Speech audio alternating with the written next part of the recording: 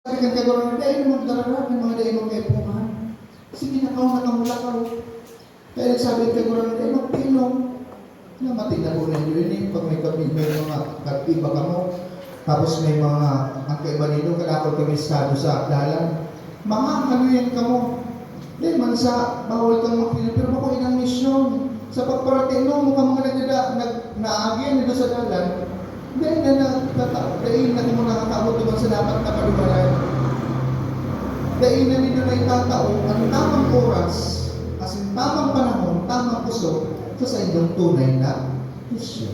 Kaya sinabi ni sa inyong takaptang ng Ebanghelyo, sinabi ni Kristo sa mga disipulos niya. Dahil na magdarap ng kung ano man napagapat sa dagat. Takay po ka nagayo ang misyon ng kaligtasan, maibalangibo sa impero kinaka. Kanya, sa puring pagtangka ng Ebanghelyo mga tulad, ito ang sinabi ang mga disipulos na yung mautong tawa ng doon, isa ko yung pakiras. Kasi hindi ko rin kasimbakan ng kaguranan na mas urog na magayon na sa tuyang darahon, sa tuyang pagkabuhay.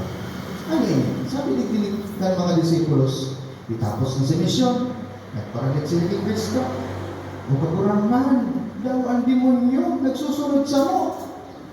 Sabi ko baligtid. Pati ang demonyo, nasasakop mi, sa ngaran mo, ugma ng mga disipulos. Nakakapalahin sila ng demonyo. Nakaman ninda ang trabahong pinagibo sa inda, kan kaguranan.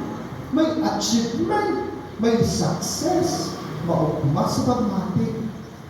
Kasi pilingon ka, na initigrekop ni Sarman ang kaguranan.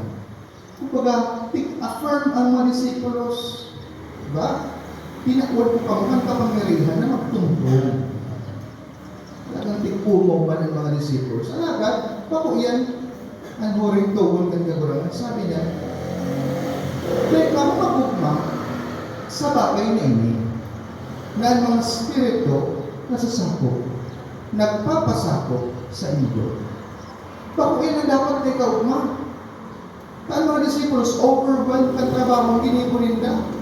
Una nila, kapanoan na ito ang trabaho. Una nila, yun na ito ang pinaka-urog sa gabos na bagay.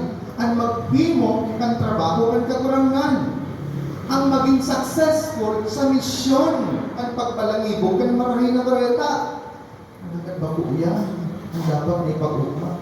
Minsan bakit sa iyo man, pag may mga success, maugma kita. Kasi gusto dapat ipabalangibog sa intirong pinaman. Diba? Ang success. Bawa nakapasar sa exam. Ay, intirong balangibog sa intirong Facebook. Pasado ako. Paksado sa board exam. Urupangkan. Urugmahan. Nakagraduate. Urugmahan. Karakanan. Irinuman. Diba? Urugmahan ang ilog na ginapan pag may mga success. Talaga nilimunta, kundi pinaka-angkor ng sa tungbuhay sa success, sa mga achievements. Paano kung kita magkaigwa yung inaapot na failure? Paano kung dahil ini mangyari sa buhay? Magkabot sa punto na kita magtagumpay. Sa hindi na mabase ang sa tuyang pagtubol? Hindi na nakasabase sa tuyang buhay? Pag magabot ang failure, ano na? Tiga-akot ka ini? Dahil. Kaya kalaglan sa to, matapos sa frustration. Frustrated, tamayo ni achievement. Frustrated, tamayo ni success. Diba? Kasi mahiling ka, sa pinakman mo niyan, ang nagiging sukulan, ang pagiging maray na tao, yun, success. Ang achievement. Ay maray na yung pamilya yan, tamay tinapos ka ng intirong angkan. Nakatarapos sa mga aki, may mga marahay na trabaho. Kaya pag ininda, sa sabirinda, kumbaga, nasa minority. Maluya ang pamilyami, tama yung tinapusan. Pero araw ka yan, ang nagiging dikta kasi dalagan ng kinanta. Pero, yun daw yan ang kagadan at kaguranan. Diba? Pag nagagaranan kita, ano, sisa yung mas nararamdaman sa mga puderoso Gusto naging mga marahay na tao. Si mga mas banal na tao. Ito naman yung madara sa ikalawang buhay. Alagay ang kabanalan na si marahayan, madanay sa tupa. Ubos na si yaman, kaya naman mitbit, napudpud na sa harong, warak sa pamilya. Pero, so legacy, ini mo pamilya nga may dibusyon ngayon sa Santa Cruz. Nagdidibusyon, nagpapakibig, mitbit, siya nga nagpoon, aral ko si Say. Lagad siya nagtuglukan harong inda, ngaya, basaya ako na bagmayan dyan ngayon. Dahil na may narurungan. Kung kami sa rungtugan sa seminaryo, na nagadaan. Kasi, ining taong ini, di man ini namin pida, ninhuli ka sa iyong achievements. Maka nga na ibang tao, di man aram. Pero, narurunduman niya siya, ninhuli ka kabanalan na ginibo niya. Pag may mga iriwal, siya taga-pacify. Siya taga-pugol. Pag may mga surbahan, mangirit-ngirit lang yan. Kasi malo sa muso niya, karahayan. Iyan ang binalat niya sa kuya. Kaya pag tikurulayan mo itong taong ito, bakit na ninuli sa mga achievements na ginigo niya, kundi sa karahayan na ginigo niya. Sa kabuutan. Namatian mo ang presensya pa. Ngunyan, ano ba yan dapat ang ipag-ugma? Sabi kan kaguranan, mag-ugma kita, inulitan sa itong mga ngaran, nakasurat na sa langit.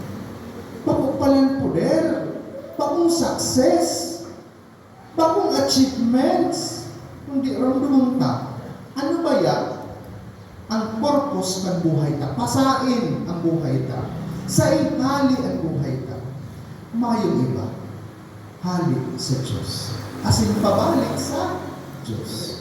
Asin ramdaman ka. Nakita kang binunyagan dito sa kinakban, naging mga akit ng Diyos. Iyan ang dapat ang ipagpuna. Mayo kung pakiaram kung successful ka. Maman akong pakiaram kung nag-fail ka.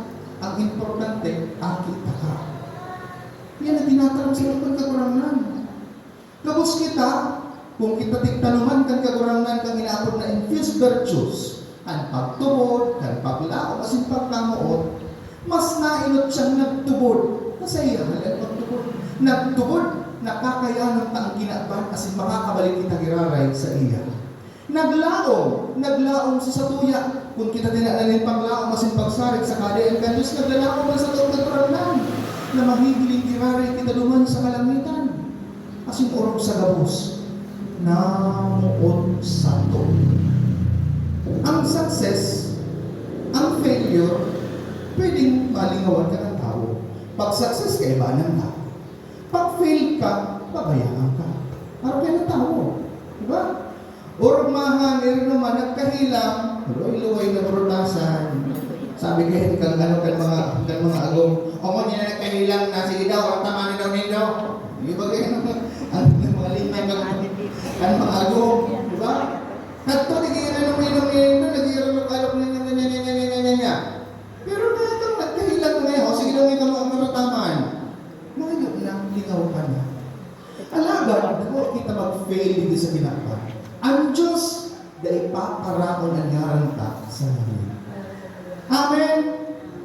Kaya sabi ko nga, kung makita ang ngaran ka, nakasurat ka sa langit. Kaya yan ang tawag na importansya na kita namutan kang Diyos. Na kita mga aki kang Diyos. Na kita minimit-bit ang Diyos. Amen?